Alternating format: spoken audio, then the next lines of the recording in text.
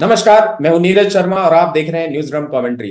ये एक ऐसा शो है जिसमें हम रोजाना की बड़ी खबरों पर एकदम निष्पक्ष कमेंट्री करते हैं। अगर आपको हमारी कमेंट्री अच्छी लगती है तो हमारे वीडियो को लाइक करें, चैनल को सब्सक्राइब करें और नोटिफिकेशन का बेल आइकन दबाना ना भूलें।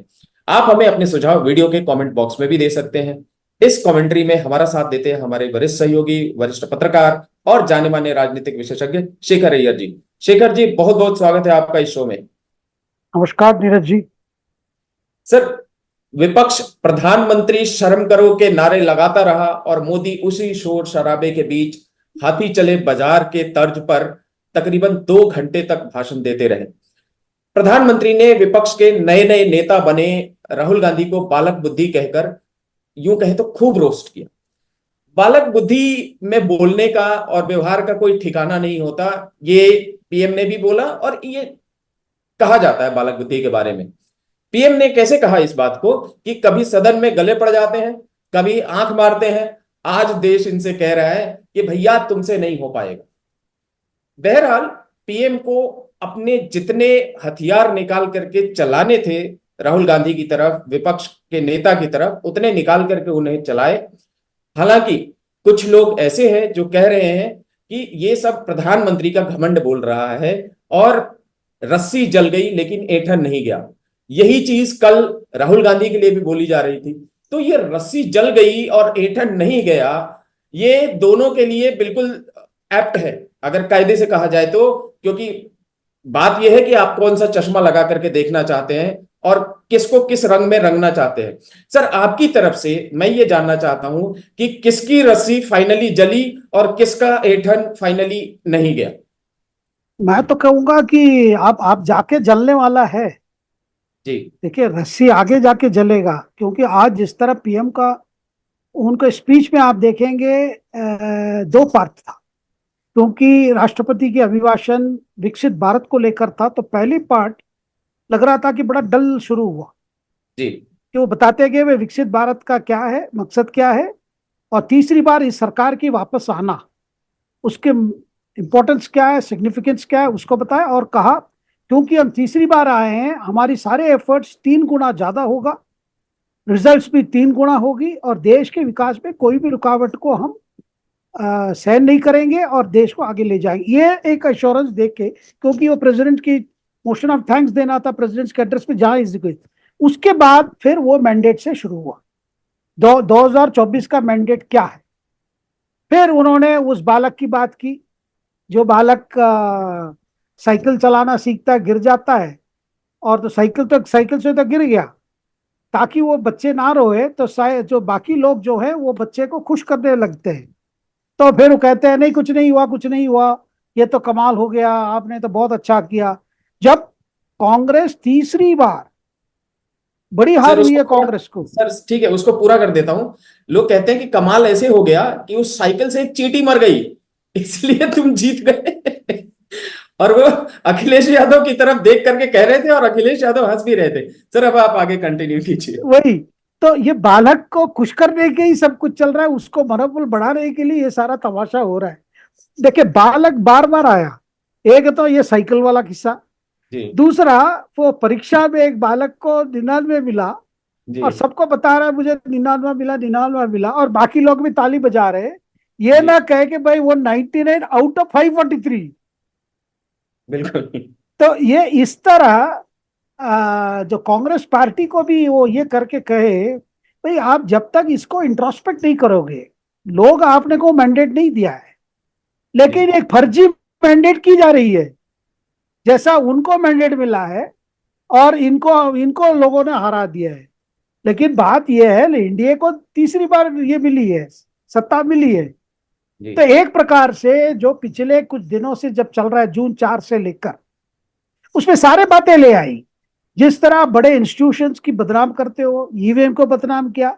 जून 4 ही इतने बड़े पीएम का ये भी था कि आप पूरा तैयारी किए कि आग लग जाएगी, ये हो जाएगा, वो हो जाएगा, ये जो तैयारी थी उसका भी जिक्र किया, और साथ में कहा कि अभी भी एक बड़ा षड्यंत्र चल रहा है कि कंट्री में कैओस पैदा करने के लिए, इकोनॉमिक इंस्टेबिलिटी लाने के लिए, देश भर में एक प्रकार की आंदोलन या एक वायलेंट ये रिएक्शन शुरू करने की कोशिश हो रही है। ये सारे इशारा कांग्रेस पार्टी पे था, क्योंकि उनको 99 मिला है 543। तो ये मुझे लगता है कि एक और वार्निंग भी था। देखिए, विकास के रास्ते में अगर वार्निंग है, जी और सुप्रीम कोर्ट का भी जिक्र करते हुए कहा कि वही उसी जवाब में इकोसिस्टम को जवाब मिलेगा, और ये इकोसिस्टम बाहर से भी सपोर्ट है। इसका मतलब हम जो सोशल मीडिया में देख रहे हैं, जॉर्ज सोरस, बाकी इंटरनेशनल ग्रुप्स हैं जो बार बार इंडिया में डेमोक्रेसी खतरे में है वाली जो कैंपेन चलाती है सरकार के खिलाफ और भारत के खिलाफ, उनका भी चेतावनी है। और ये भी फाइनली बोले कि मैं तैयार हूं इस चैलेंज को लेने के लिए, सरकार किसी भी हालत इनको सक्सीड होने नहीं देगी। और साथ में जो लास्ट में जब पीएम समाप्त किए, बोले मैं खुश हूं कि ये मॉल में मैं बोल पा रहा हूं, ये इतनी स्लोगनबाजी हो रही है लेकिन फिर भी मैं बोल पा रहा हूं क्योंकि मैं सच बता रहा हूं।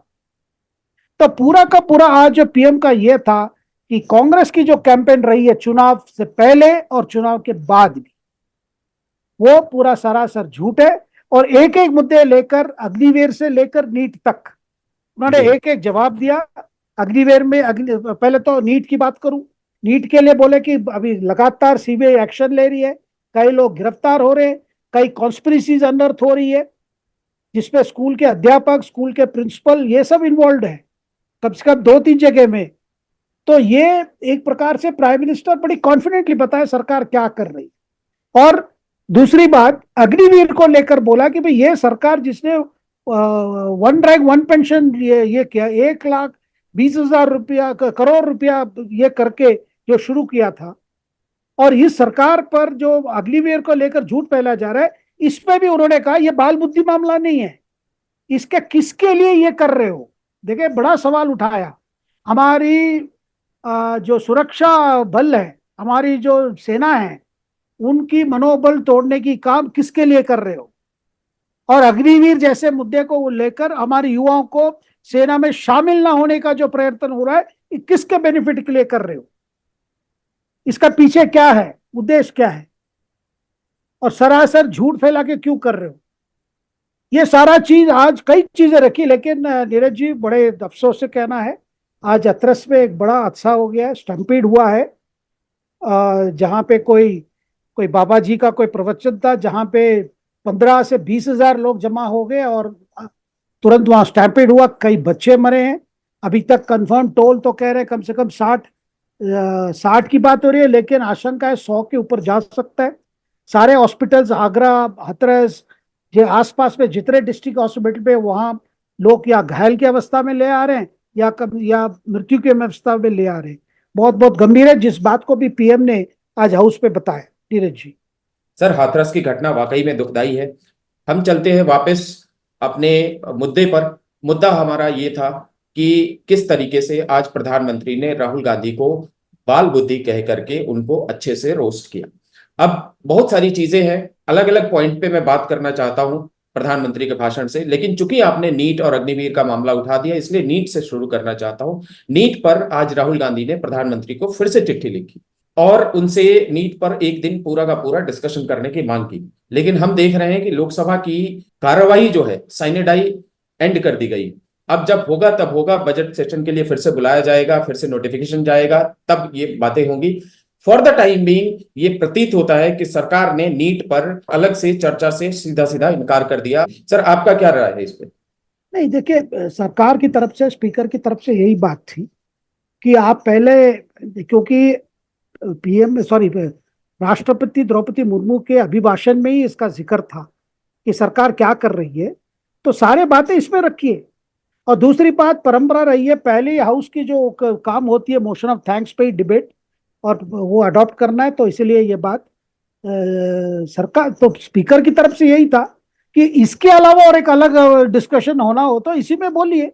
और कई लोग तो बोले इस पे, जी इसके कई लोग तो बोले इस पे, तो राहुल गांधी भी बोले, लेकिन जी अलग से नहीं हुआ। लेकिन पीएम की तरफ से जो सारे बातें कि सरकार क्या कर रही है, क्या कार्रवाई हो रही है, और जैसे आपने कहा जब भी अगले बजट सेशन शुरू होगा, इसी महीने शुरू होगा, जब शुरू होगा ये बात फिर आएगी, तब तक मुझे लगता है और भी अपडेट्स होगा, कई क्रैकडाउन की और भी ये हो जाएगा। और इसके पीछे षड्यंत्र क्या था, कौन कौन शामिल थे, इस पे कोई पॉलिटिकल कनेक्शन है कि नहीं, ये सारी चीजें आएगी उस समय। तो मुझे लगता है कि सरकार अपने आप को इससे कोई डरती नहीं, मुझे नहीं लग रहा है कि कोई डर है इस पर डिस्कशन ना हो, क्योंकि प्रेसिडेंट एड्रेस पे मेंशन था। जो चीज मेंशन है तो इजीली तो ऑपोजिशन बात कर सकती है, कुछ लोगों ने किया भी है।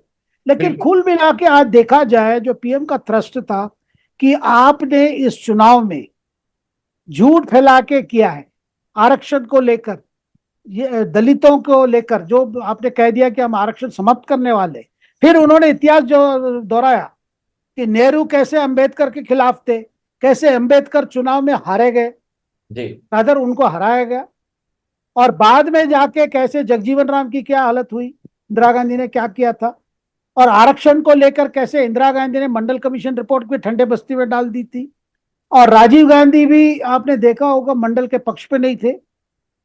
ये सारी चीजों को दोबारा जिक्र करके भाई हम आरक्षण के खिलाफ है, ये कहना बिल्कुल गलत है। तो देखिए, जो जो कैंपेन में कांग्रेस की ये रही है, उसकी सारी चीजों को ये किया करके उन्होंने कहा कि भाई किस तरह झूठ फैला के हो रहा है और सारा सर झूठ है। और लास्ट में कहा भाई सच, आज इतनी शोर शराबे के बीच में अगर मेरी आवाज बुलंद रही है, उसका कारण है मैं सच हमारे पक्ष में है। जी। तो आप देख सकते हैं जो जो शुरुआत में लग रहा था कि पीएम बड़े डल नोट में शुरू कर रहे, लेकिन जैसे अंत के मुझे लगता है कि ट्रेजरी बेंचेस सारे एनडीए एमपी चेयर कर रहे थे, और ये भी बता दिया ये 5 साल का मैंडेट है, यानी अगर कोई षड्यंत्र रच रहा है ये सरकार गिर जाएगी, जो बात चल रही है। जी। जी। ठीक है, जो पीएम बातें वही बातें लाए जो सोशल मीडिया में जो बज़ चल रहा है, भाई सरकार किसी किसी तरह से ये हो जाएगी, गिर जाएगी, ये हो जाएगी, उसका भी एक प्रकार से पीएम ने जवाब दे दिया। मैंडेट 5 साल का है, और स्पीकर भी बार बार राहुल गांधी कह रहे थे भाई 5 साल इस तरह नहीं चलेगा। और पीएम की तरफ से जो अपील थी स्पीकर को, यह बाल बुद्धि की हरकतें हैं या ये एक चाइल्डिश बिहेवियर है, इसको हम नजरअंदाज नहीं कर सकते, हाउस अपने ये से चलेगा। तो मुझे लगता है इस पर कुछ स्पीकर करने वाले हैं, मुझे जो लगता है। सर, पीएम ने आज राहुल गांधी पे फुल ऑन अटैक के दौरान चुटकी उटकी की बात बहुत छोटी हो जाती है। सबसे पहले तो उन्होंने 1 जुलाई खटाखट दिवस घोषित किया। वो अपने आप में एक अलग चीज है, 1 जुलाई खटाखट दिवस। और दूसरा, उन्होंने बहुत सारे जितने भी झूठ थे उसी खटाखट दिवस को लेकर के, जितने सारे झूठ थे उन सबको, वो 8,500 रुपये मुस्लिम महिलाओं को देना। और सर, सबसे बड़ी बात मुझे ये समझ में नहीं आती है कि जो लोग ये कहते हैं कि रस्सी जल गई लेकिन ऐंठन नहीं गया प्रधानमंत्री के लिए, और अगर वो उस तबके से ताल्लुक रखते, उस समुदाय से ताल्लुक रखते, कहने का मतलब मुस्लिम समुदाय से ताल्लुक रखते, और फिर पीएम मोदी को ये सब कह करके चिढ़ाते हैं, उनको अपनी कम्युनिटी की, अपने समुदाय की उन महिलाओं पे तरस नहीं आता है जो कि 4 तारीख को और 5 तारीख को कांग्रेस के विभिन्न दफ्तरों में अपना गारंटी कार्ड लेकर के पहुंच गई थी। कोई इसका जवाब देगा सर मुझे? बिल्कुल बिल्कुल, ये जो खटाखट वाली दिवस है वो तो पूरा दिखाता है कि क्या मतलब, तब कांग्रेस की जो हालत है, एक प्रकार से पीएम ने आईना दिखा दी। भाई आपको मिला क्या, आप फर्जी क्यों मैंडेट दिखा रहे हो, जैसे आपको मैंडेट मिला है और उस मैंडेट के हिसाब से आप सरकार बनाने के चक्कर में अभी शुरू कर रहे हो। और बड़ी गंभीर बात थी नीरज जी, जो उसको भी मैं जिक्र करना चाहता हूं, जो कल राहुल जी का जो कमेंट था कि हिंदू हिंसा हिंसा हिंसा करके, उस पर पीएम बोले कि एक सिस्टम, होल सिस्टम चल रही है, एक प्रकार से हो रहा है कि हिंदू को नीचे दिखाने का, हिंदू ट्रेडिशन को नीचे दिखाने का, हिंदू रिवाज जो भी है उसको नीचे दिखाने का, ये जो चल रहा है। और इसमें, और ये अपने राजनीतिक ऑब्जेक्टिव के लिए ये हो रहा है। तो कल जो चीजें, और जिस तरह की हमारे देवताओं की फोटो कल दिखाई दी गई, जी। फोटो दिखाई गई, ये अपने फोटो आप दिखाते हो अपने ये करने के लिए, अपने राजनीतिक स्वार्थ के लिए। कहते उन्होंने कहा कि हिंदू समाज के सोचने के समय आ गया है। ये पीएम की तरफ से बड़ी गंभीर बात है। हिंदू समाज को सोचने का समय आ गया है कि जो भी हो रहा है संसद के अंदर भी और संसद के बाहर भी, ये प्रयोग है या यह संजोग है?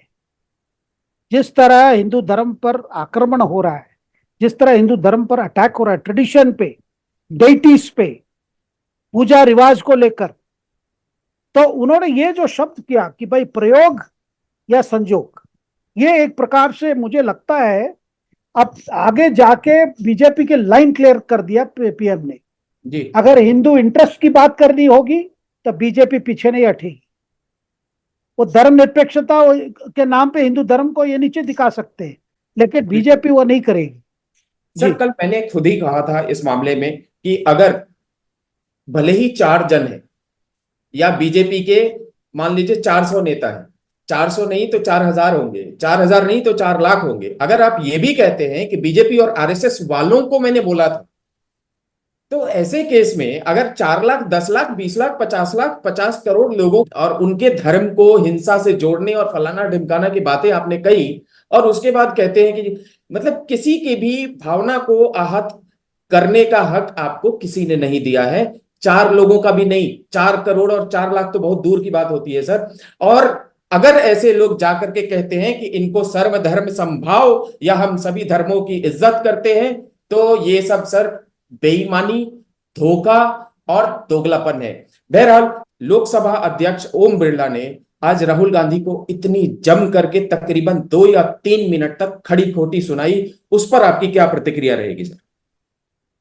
देखिए, ये मुझे लगता है राहुल जी को अभी काफी वार्निंग्स आ रहा है और मिल चुका है। और राहुल जी अगर ये सोच रहे हैं क्योंकि वो नेता प्रतिपक्ष बन गए इसीलिए तो जो चाहे कर सकते हैं और हाउस को हाईजैक कर सकते हैं, मुझे नहीं लगता बजट सेशन ऐसे चल पाएगा। मैं तो एक्सपेक्ट कर रहा हूं, क्योंकि जब पीएम की तरफ से भी अपील गई चेयर को, ये बचपनी हरकत करके आप इसको ये नजरअंदाज बच कीजिए, इस पर कार्रवाई कीजिए। मुझे लगता है Rahul Gandhi has been served enough warning. वो नेता प्रतिपक्ष बन गए इसलिए ये चीजें, क्योंकि आज वो इशारा कर रहे थे लोगों को वेल में आने के लिए। बिल्कुल। ये काम कोई लीडर ऑफ अपोजिशन नहीं करता। और पूरे पूरे के पूरे पीएम के 2 घंटे ये भाषण के पूरे नाराबाजी लगाना, जब ये लोग बोल रहे थे सब तो सुन रहे थे। बिल्कुल। भाई आप बैठकर टिप्पणी करो वो अलग बात है, ये नाराबाजी करके सुनाई ना देना, उनको बोलने नहीं देना, मुझे लगता है कि ये इसीलिए तो सारे बातें भी प्राइम मिनिस्टर बोले, लास्ट को भी यही बोले, भाई चुनाव हो गया है, 5 साल के, अब 5 साल के लिए लोगों ने अपने राय बता दिए, अब आगे मिलकर देश को आगे बढ़ाने के काम में आप भी शामिल हो जाइए जिसमें आपको भी फायदा है। जी सर, मैंने कभी संसद की कार्रवाई नहीं देखी, आपने देखी होगी। जब सदन का नेता बोलता है और सामने नेता विपक्ष बैठा रहता है, तो वो नेता विपक्ष भी अपने सांसदों के साथ हूटिंग में शामिल होता है या होता था, अगर सदन का नेता यानी कि प्रधानमंत्री बोल रहा हो तो। ये मैं जानना चाहता हूं, पहले की परंपरा क्या रही है? देखिए नीरज जी, आपने बहुत अच्छी बात की है, बात बहुत बड़ा इंपॉर्टेंट है। जब अटल जी नेता प्रतिपक्ष थे, वो कभी नहीं चाहते थे कि सदन को डिस्टर्ब किया जाए या सदन को डिसरप्ट करे। जब अपनी पार्टी के लोग भी करते थे तो अटल जी उसको प्रोटेस्ट करते थे, पब्लिकली करते थे कि हाउस चलाने में बाधा करना ठीक नहीं है। डिसरप्शन के खिलाफ हमेशा थे अटल जी, और अडवाणी जी भी हमेशा वही पोजीशन लेते थे, भाई कभी हाउस को डिस्टर्ब नहीं, हाउस चलना चाहिए, बहस होनी चाहिए, आप अपनी बात रखिए फिर बाद में बोलिए।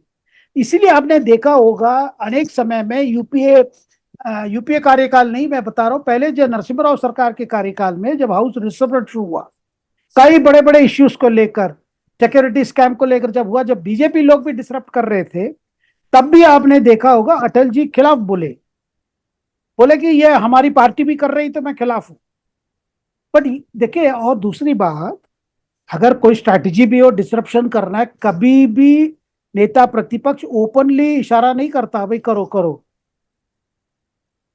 ये कभी नहीं मैं यही करता। आपसे पूछना चाहता था, क्योंकि आज राहुल गांधी को मैं जैसे मुंह बना करके दिखा रहा हूं, उसी तरीके से करके देखा गया, पहली चीज। दूसरी चीज, जब मैं ये बात कह रहा हूं तो केवल कह करके नहीं दिखाऊंगा, मैं एक फोटो भी लगा रहा हूं जिसमें ये पता चलेगा कि वो एक्चुअल में कर क्या रहे थे सदन में। और ये सब चीजों की बात हो रही है कि, और इसी वजह से मैं आपसे जानना चाहता था कि क्या नेता प्रतिपक्ष ये वो मतलब, और अननेसेसरी चिल्ला सकता है वहां पे, प्रधानमंत्री की होर्डिंग कर सकता है या सदन के नेता की होर्डिंग कर सकता है, ये मैं आपसे जानना चाहता था।